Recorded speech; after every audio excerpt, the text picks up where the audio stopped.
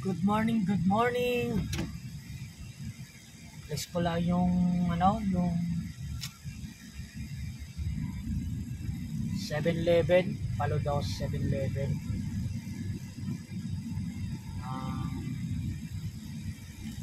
Dito sim kagabi. Tapos hingi ako ng paano ako ng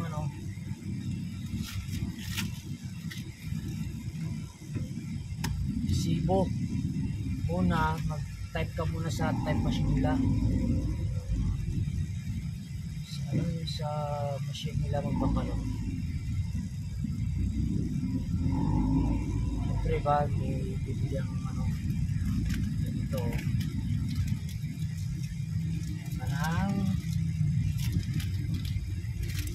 Ganito muna yung barcode.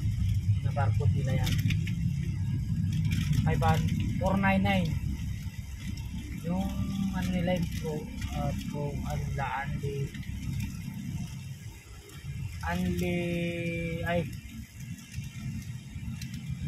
yung unlimited 555 GB. Ayun. Palud ako sa kanila na kagabi mga oras ko. Alas 8:25 ng gabi. Tapos sinantay ko. Antay kasi mga 5 minutes wala. So 5 minutes, so malis ako. Ako nadili lang. Wala talaga. Mga 15 minutes bumalik ako. Sabi ko sa sa teller 7-Eleven. Palo daw kanina. Hindi pa pumasok. Tapos hindi mo ako binigyan resibo.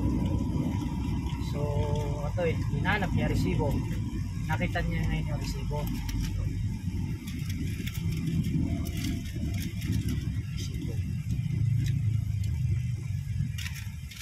Dito sim to dito sim 7-Eleven 499. Sabi niya sa akin, sir baka na-delay lang, antay lang natin. Sabi ko na-delay 15 minutes. So, baka na lang sir, pero in-email ko na. Pag hindi pa dumating ngayon sir, baka bukas hindi daw refundable. Ganun ba? Sige, okay lang.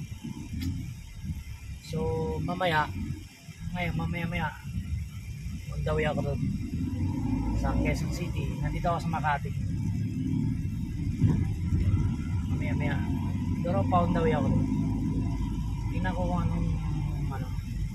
anong magiging resulta nun. Sabi niya refundable daw pag hindi dumating gabi. So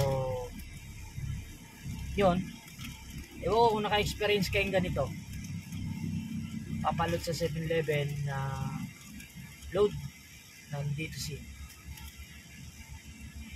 Dito naman ako, may transaction na ako, tapos may resibo. So siguro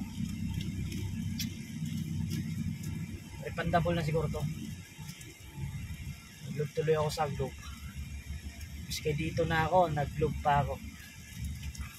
Okay, salamat. Mamaya naman yung part 2. Tingnan natin kung anong magiging kalabasan ng load ko. 500 din. Thank you.